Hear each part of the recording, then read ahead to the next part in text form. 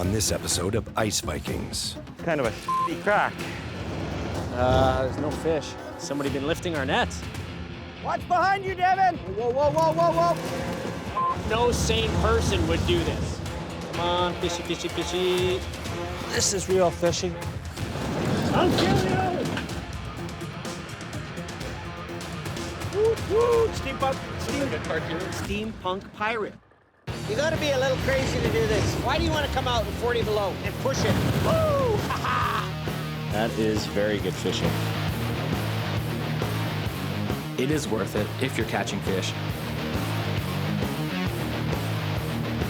That's the smell of money, baby. Just another day in paradise, living the dream.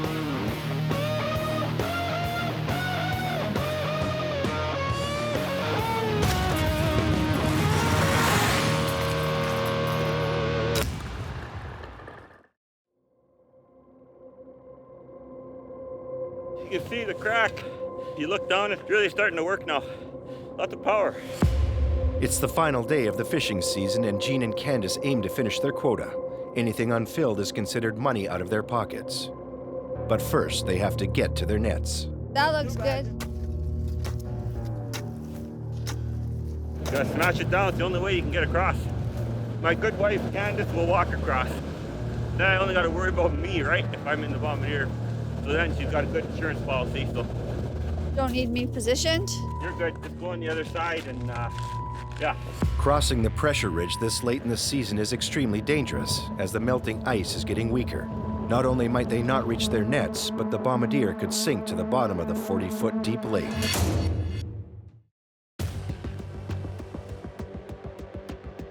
Just off Gimli Harbor, Jean and Candace Pischke are racing across rough ice.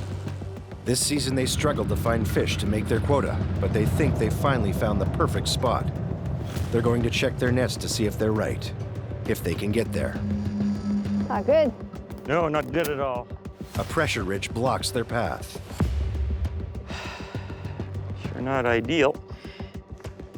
No. Ice expands with warmth, so it's got to push up somewhere. It's like an earthquake, basically the same thing. Just destroys your trail where you have been used to going. It slowly changes. Kind of a shitty crack. Yeah, it's not good. It's opening up with the cold weather now. I think we'll just go right here. Get a little bit of speed up.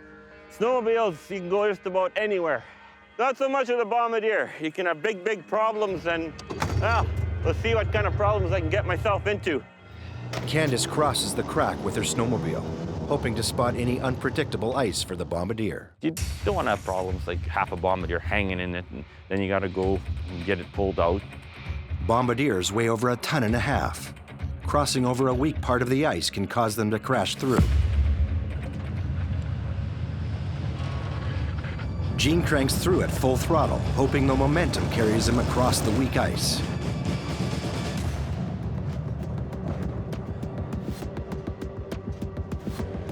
Everything in one piece? Yeah, I hope so. The bomber takes a tough hit. Jean checks the ice where he crossed. How's that? Don't want to cross there again. No. That's what they're built for, though. Alrighty. Hit that pretty hard, eh? Yeah.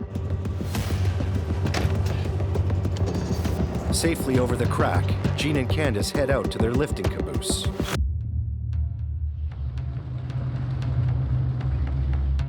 Make sure that line is loose, eh? Yep. Good? Yep. And then more issues. This time with the lifting caboose's running line. There it is. Did it stick? That's stuck. Yeah. It must have stuck on the reel. That's why we don't tie the net on right away, because if that happens, the net's going with it. So it just stuck. Brought a different auger out. Doesn't want to run, so adjusted a little bit here. And then the auger begins acting up. All these setbacks are putting them way behind schedule. It's not running worth the hell.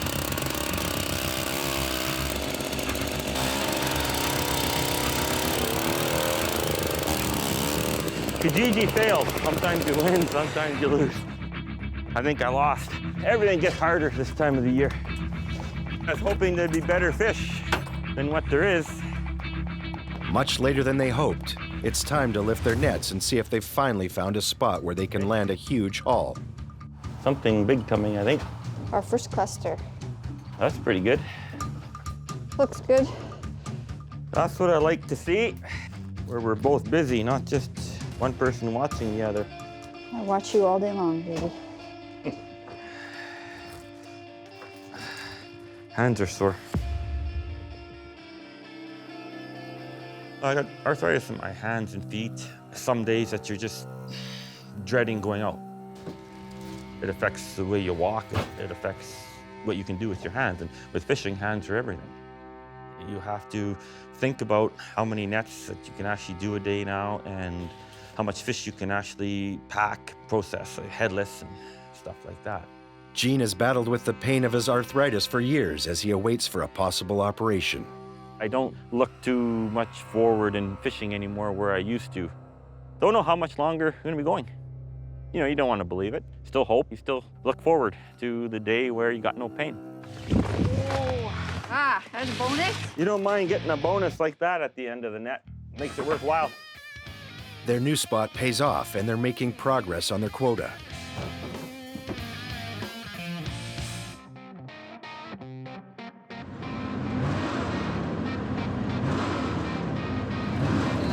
There we go. Near the Narrows, Trevor Christensen heads onto the lake. I don't know why anybody would want to do this job. Who the f wants to go out in -40? And I don't know why, but I'm still love it. I'm addicted to the thrill of it, you know? I guess it's in our blood. Trevor aims to finish his quota by the middle of March. Being the first one out on the ice this season has given him a head start. But lately, mechanical issues and bad fishing is holding him back.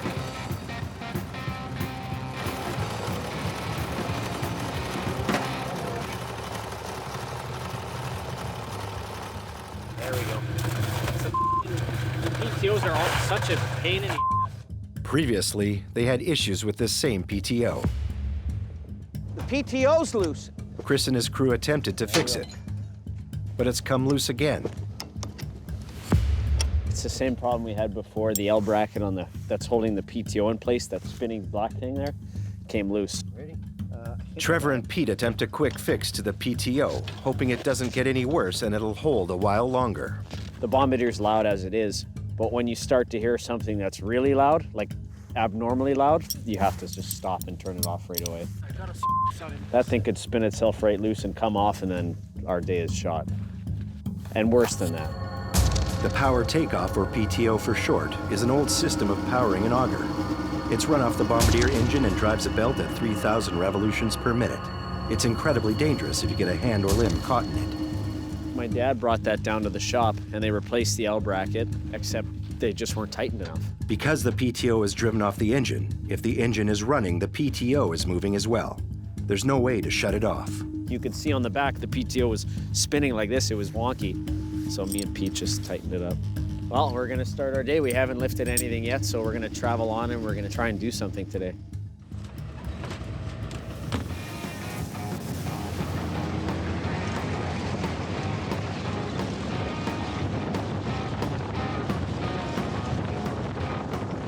Well, there comes my dad.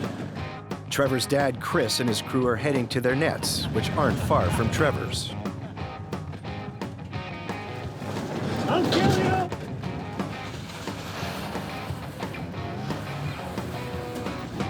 Aren't you guys gonna come lift with me? No, I haven't touched my 4 nets here yet. Where's Pete? He was sitting in the back, I don't know. Oh, he's lying down back under the PTO. He's sleeping under the tracks again. Hey, so this PTO came loose. Whoever put it on didn't tighten it at all. We tightened it. Well, whoever tightened it is a little weakling in my eyes. See, the problem is you have to get fine thread bolts and a higher grade. Those are cheap junk bolts. Can you show me how that works? Just let it run a little bit, With it and loose? it'll find its own way, and then we tighten it up. Tighten it while it's running. Tightening the PTO while running is dangerous, but it may be the only way to fix it properly. We've been out here for a couple hours already, and we haven't gotten any work done because of it. So I still have to use it all day today, so I hope it works.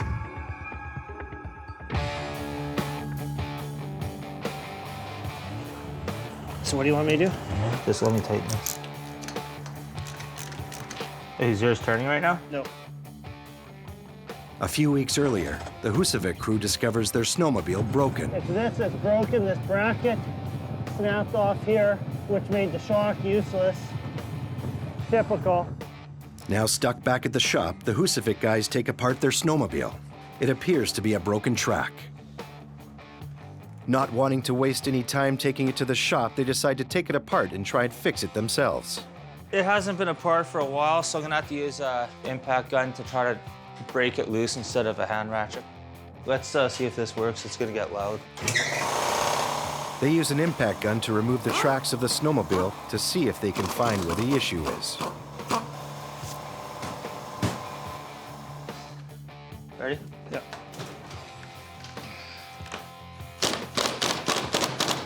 Okay. This is heavy. Whew. Okay, put her down. So this shaft must have broke. Yeah, or the bolts came out, because this rides on here. Oh, it doesn't bolt on? Those are... Done. Let's take the shock off, and I'm gonna take these 2 bogey wheels off. The suspension is toast. a couple bogey wheels, and this rod's bent, clearly. I wouldn't say it's as bad as we thought. We gotta take the shock off first. The shock is definitely bent, is what that means. Well, look how bent this rod is, right? I guess the whole thing jammed up. Son of a The shaft from the PTO's hitting the metal like the shell. It's so loud in there. We've been moving everything around to see what it is. Back on the lake, the loose PTO is not only holding back Trevor, but also Chris and his crew as they give him a hand. We'll slacken it off, let it find its own way, and then we'll tighten it up. I'm afraid of stripping those stupid bolts. They're pretty shitty. You gotta tell Grandpa, he knows, you have to go to Winnipeg, get fine thread bolts, and longer, and I'll tell you why. Yeah.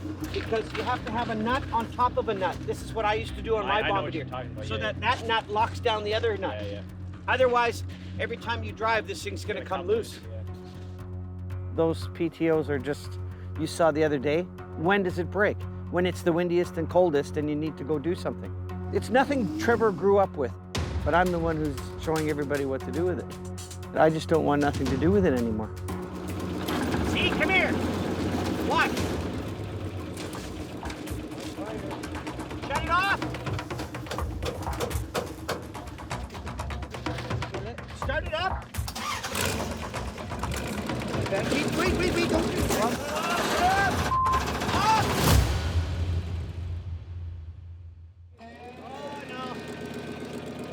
Shut it off. Still not right. Trouble on the lake. Here. The loose PTO once again threatens to shut down both Trevor and Chris's day on the ice. Hey, you got that long thing, Pete? Yeah, Pete's got a long thing, I heard.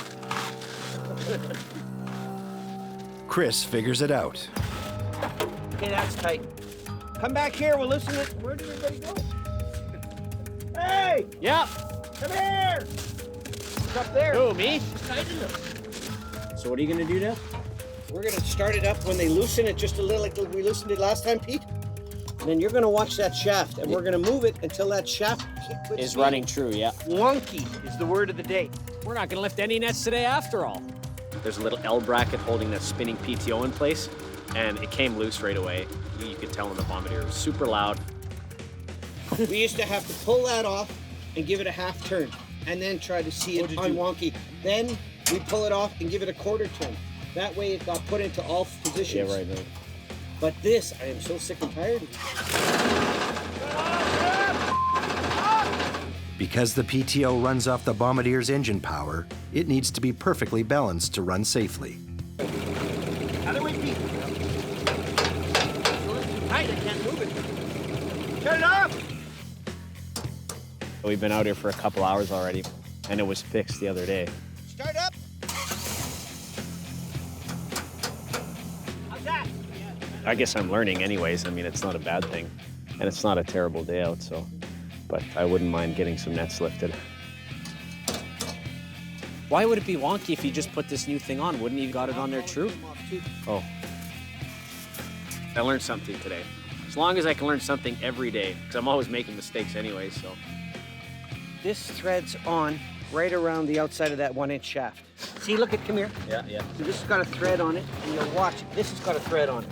It's up into this hole with the hammer and tighten this on. Yeah, and then you're good to go. With the problem solved, everyone gets back to work. Okay, we'll take 5, everyone. Woo, woo, steampunk, steampunk pirate.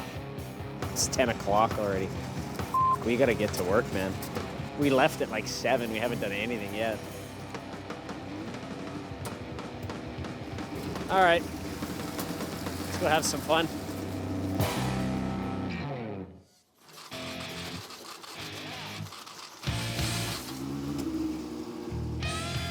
They finally get to their nets. It's a beautiful day, there's fish. PTO's working fine. Yay!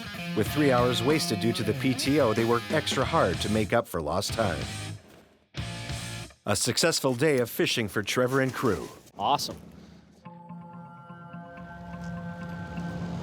Last one. That's fun. The worst lift we've had this winter, eh? Yeah. Jean and Candace have had a few bad weeks with hardly any fish in their nets. They are counting on today's haul to make up for their previous low quotas. It's a slow one. Usually end of February we noticed a change. It would kind of pick up a little bit, and first week in March we'd see a little bit more. So we ended up with 2.5, a little bit of whitefish mixed in, so we got 3. Depending on the species of fish, each tub is worth around $200, but they may not have enough tubs to break even. Not what we were expecting. It's kind of a really light day. The runner. It can either get really good fishing or really bad. And so far, it's been dropping off steadily now. With the end of the season approaching, they don't have much time to hit their quota. And the crack's going to get harder and harder to get across because just more movement with temperature. There's been times where you chop it down in the morning and you can't go near that same spot in the afternoon when you go in. It moves so much. It just destroys your trail where you have been used to going. It slowly changes. Width is the problem. When it starts getting 5, 6 feet wide, you're going to start breaking things when you're getting across because you're winding the bombardier up to get across, and that's when you start breaking tires and stuff like that in suspension. With a disappointing catch, Jean and Candace leave their lifting caboose behind and head to shore. But first, they must cross back over the pressure ridge. So, what does it look like? Not good. Look over there. This part? I'm going to try it right here. No worse than this morning. Unable to even cross on the snowmobile, Jean chips some of the ice to form a bridge. It should freeze good.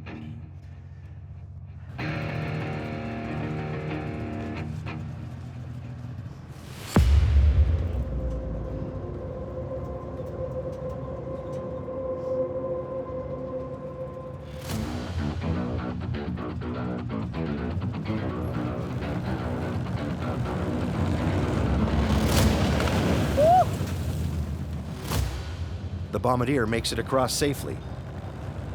Now it is Candace's turn to get the snowmobile across. You can go across just over here. Yeah.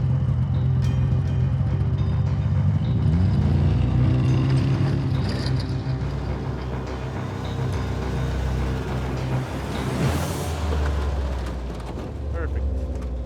Safely across the crack, Jean and Candace head in to process their catch, hoping to salvage their bad day of fishing.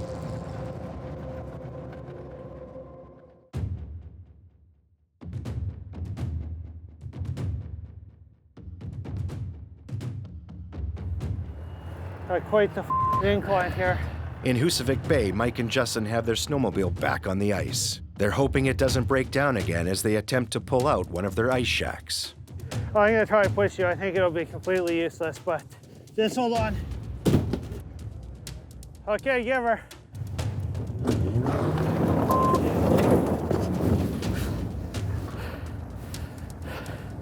Last time drilling for these nets. With only a month left in the winter season, they've decided to take these remaining nets out completely and reset them 100 kilometers away in Hekla. No fish around here. The mud moved in, or whatever people want to call it. Sewage, I don't know. There's no fish here, so got 11 nets today. This will be the end of it. Today it's wrap up all the equipment that we left out here, all our flags and net markers and trail markers, and Get all this out of here. It's really late in the game, and doing this now is a huge risk for these guys as they will miss any fish that will move into the area later in the season. It's supposed to be a blizzard today, but as you can see, it's clearly not. So that's good. Make sure we get a fire going here, and then we're gonna start seeing what's in these puppies. The guys pack up their gear and grab whatever fish they can before they lift their last net. So what are you hoping to get today, Mike? 1 tub. 1 tub out of 11? Yeah. Feel heavy? The moment of truth. Will there be fish in these nets? Ready? Let her rip.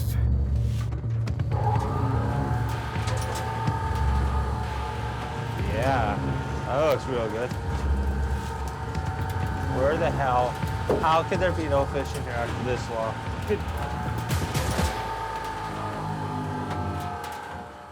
Ready?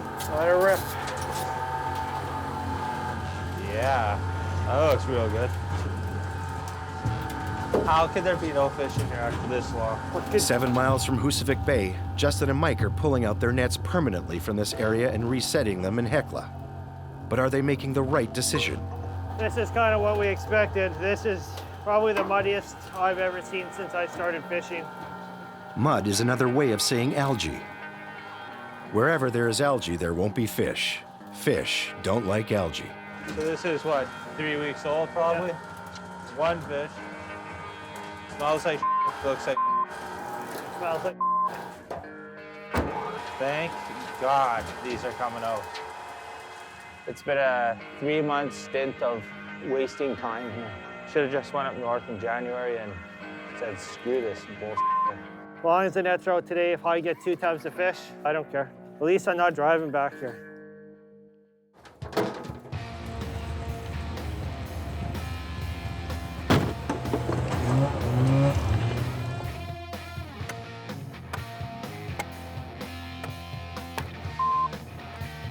That's it, we're all done here. I got the flag. Good riddance.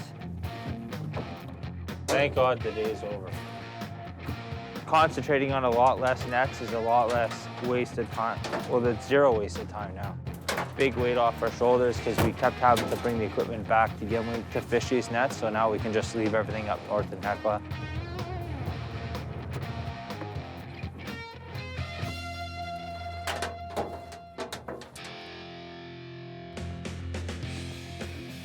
Trevor and his crew are back in the Narrows for a jam-packed day of commercial fishing. They've fallen behind schedule due to issues with the Bombers PTO, so they must make up for lost time. Another busy day is ahead. There's a rattling somewhere. I'm trying to figure out what the heck it is. I bet you it's something up there. It might be. I guess we could take it off of there. Got it. Oh, he took a jack off the roof because there's a loud vibrating sound and I don't know what it is. It's driving me crazy.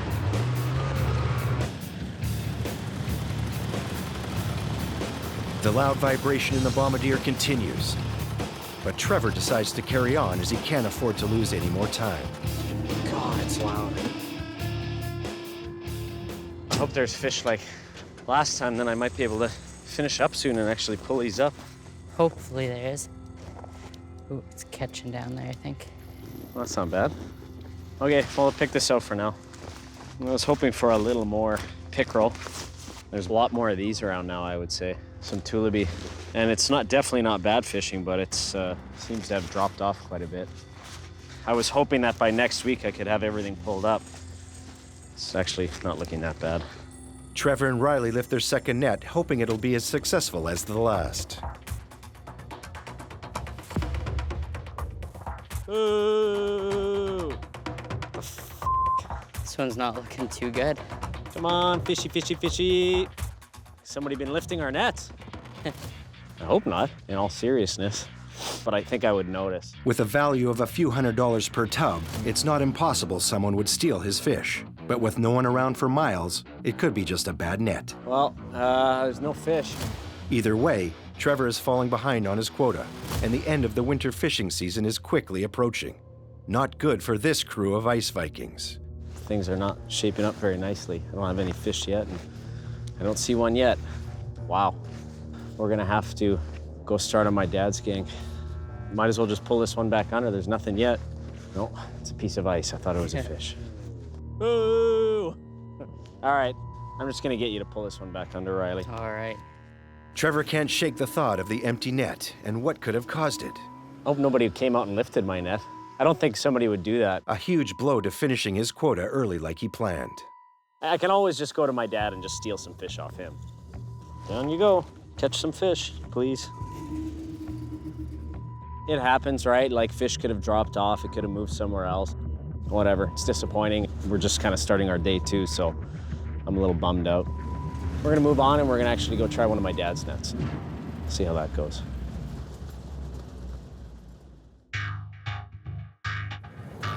Looks like we got a little bit of snow here the last few days.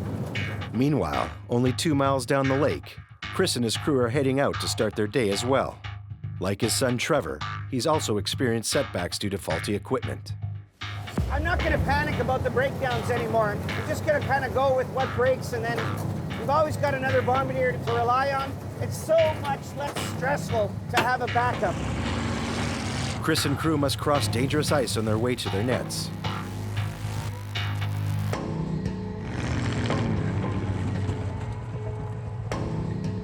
Chris discovers a new crack that has formed between the shore and his nets. They check to see how solid it is. Is that it there? Go have a look. See the track? Just come over here and check on the crack. Whoa. Okay, you got solid ice right there. That's the crack. Only thing you're worried about is busting a chunk off when you're coming across. But if there's ice on both sides of the crack, then you should be okay. Chris sends the first bombardier across the crack. He knows it only gets weaker with each crossing. Devin? What? Go grab the blue bombardier. He sends his son Devin to make the difficult crossing. One wrong move and the bombardier sinks to the bottom of the 40-foot deep lake. Watch behind you, Devin! Whoa, whoa, whoa, whoa, whoa! That's the crack. Chris and crew must cross dangerous ice on their way to their nets. A new crack is formed, making it unpredictable. Watch behind you, Devin! Their first bombardier has made it across safely, and now it's Devin's turn.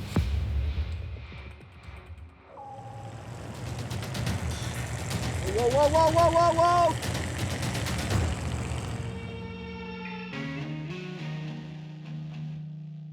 I guess it's the beginning of the end now. It's pushing the middle of the month, and I mean, I'm gonna take every day that we can. If I can get everything off, all the shacks, get one of the shacks off today, we're gonna hook the caboose up differently. We got lots to show you. Okay, let's get going. They hook up the lifting caboose. The caboose keeps his crew out of the cold while being able to lift the nets faster and easier. At first reluctant to use it, but now nearing the end of the season, Chris is enjoying it.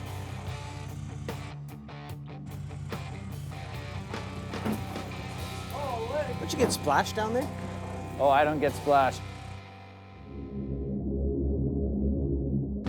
We're gonna head up north, Riley. Meanwhile, only a few miles away, Trevor and Riley work on finishing the day. Their last nets were mysteriously empty. They need their next set to be full if they hope to hit their quota. A loud vibration inside the bombardier has them worried. They've lost a lot of time, and another breakdown is the last thing they need. There's a loud vibration coming from somewhere, so we took it off the roof rack there, thinking maybe that's what it was, bouncing around. Could be the PTO. That's what I thought it was, but the PTO's not loose. It's gonna be loud, that's all I know. Well, this one definitely feels a lot better than the last one. Pretty heavy. They start lifting their nets. Oh!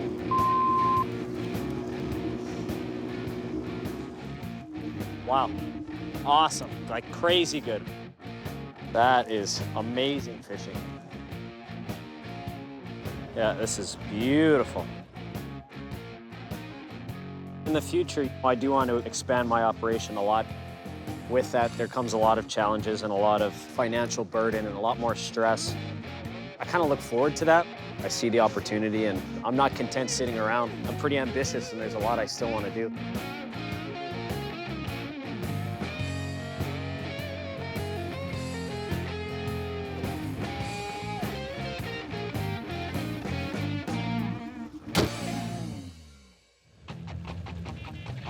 Feeling flushed from today's haul, Trevor has an idea.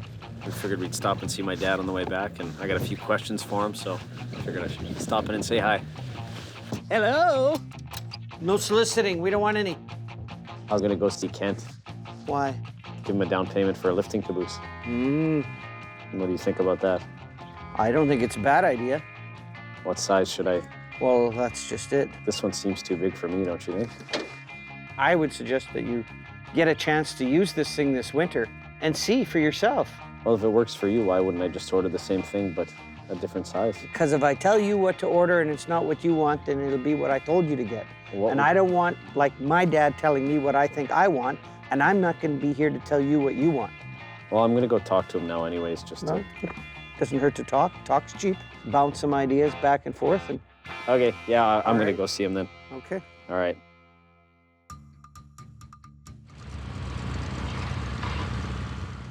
Well, how can you not get going?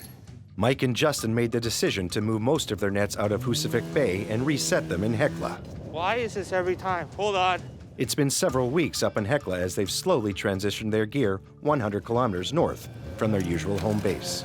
So far, Hekla's been producing tons of fish for us compared to what we get at home. They're now attempting to break a small caboose out of the ice. We're tripling our fish easily, and we're coming to lift the same nets, so it's been excellent.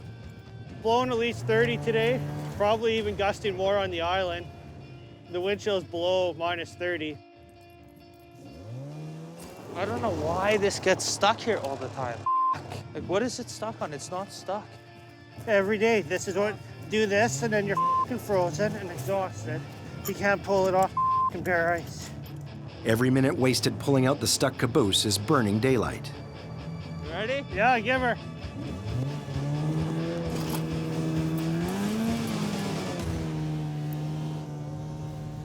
Now we're ready. Finally out, the guys get right down to fishing.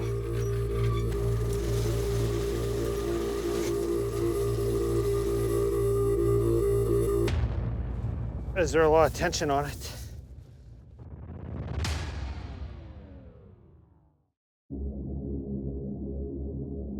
These feel heavy. Mike and Justin made the decision to move most of their nets and reset them in Hekla. It's a good decision, as there seems to be more fish here. Feels like there's a half ton on the end of this goddamn net. It is heavy to pull. Days like this, I miss a lifter. But this is real fishing, I guess.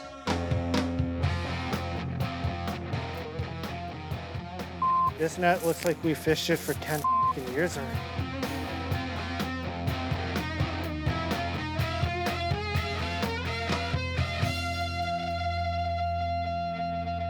Already more than what we got at home. Yeah, nice size. I think we have 26 or 28, something like that. So We'll get more fish out of these 7 nets after 4 days. then All the nets at home. it's minus 30, I'm sweating.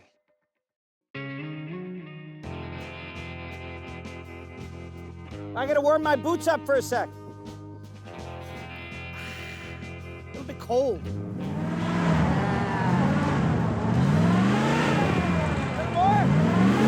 Holy, way better.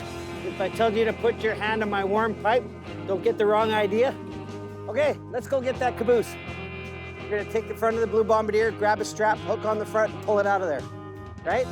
We'll try to break the rope first, then we'll try to break the bombardier, then we'll break the caboose. And once we broke everything, we can go home. They call it breaking because everything is frozen to the lake and has to be broken free. With the spring thaw on its way, they're racing to get all their equipment off the ice, including a worming caboose near the Narrows. Anything left behind will end up at the bottom of the lake.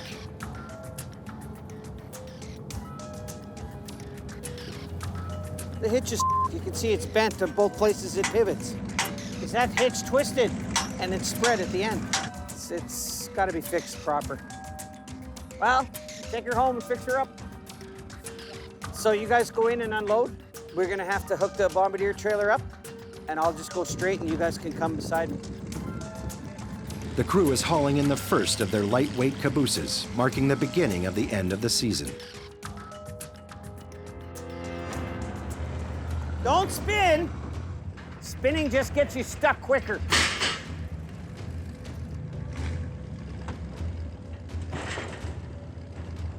Okay, I'm gonna move out of the way. Gonna chain it down because we don't want any unsuspecting accidents.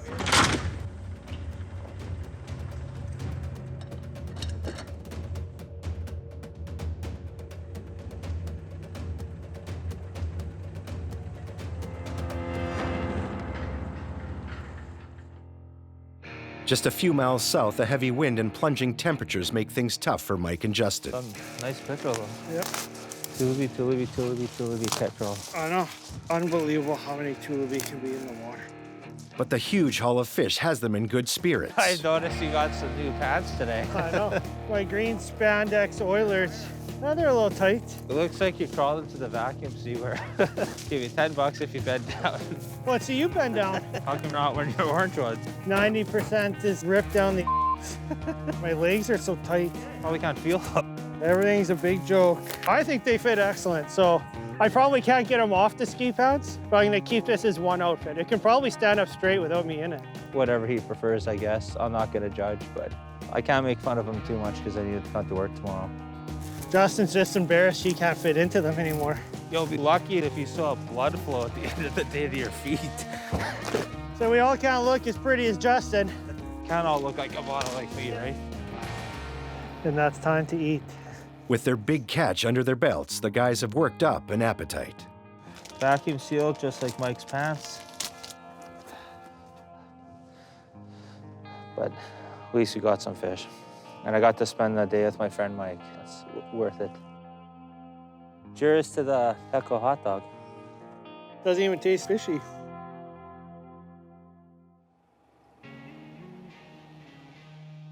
Pack up the last tub here of this disastrous day. Back at the shed, Gene and Candace Pischke pack up today's disappointing catch to bring into the market. Unfortunately, it's not enough pounds to cover costs on the day.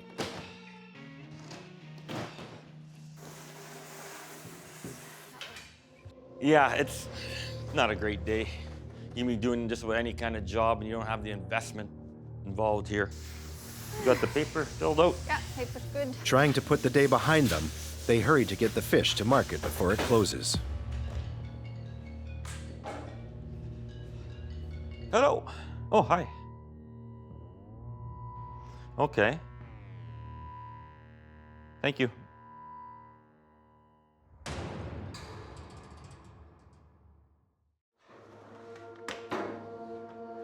Kind of want to forget about this day.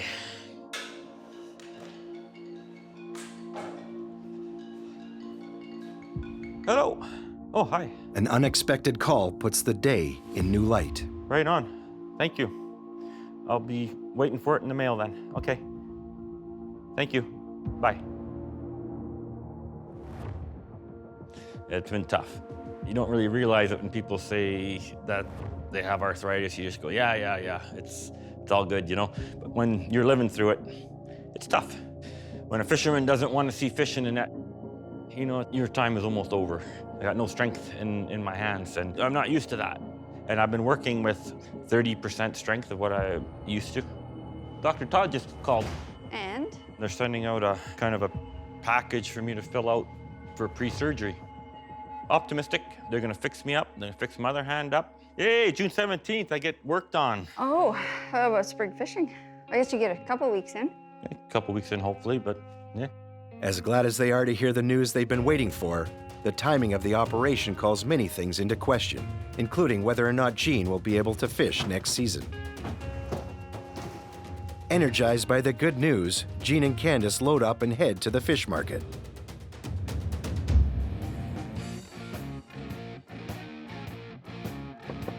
Hello. Hello, Trevor. How are you? Hey, good, Kent. How you doing? Trevor visits master caboose maker Ken Zagadowski at North 40 Welding, hoping to get a lifting caboose of his own to expand his operation. We're at Kent's place right now, the welder. I'm looking to get, I guess, a little more info and price on a lifting caboose right now. They're so good that I've been lifting outside all winter and all the guys have been in there and they say, oh, we'll never go back to it outside. I said, I can't go in there, it'll spoil me. That's what everybody says. Yeah. So I think it's probably the right way to go. I'd be happy to, cut you a check right now. You're coming early enough that I can start it very soon too. Okay, Yeah. that's good to know. So I'll start yours in June. Okay. Very excited. That's a big step forward for me, and it's the right way to go in the future. It's like, Kent was saying, as soon as a fisherman starts using it, they never want to look back. So that's all I need to hear. Good, Kent. All righty. Yeah. Appreciate it.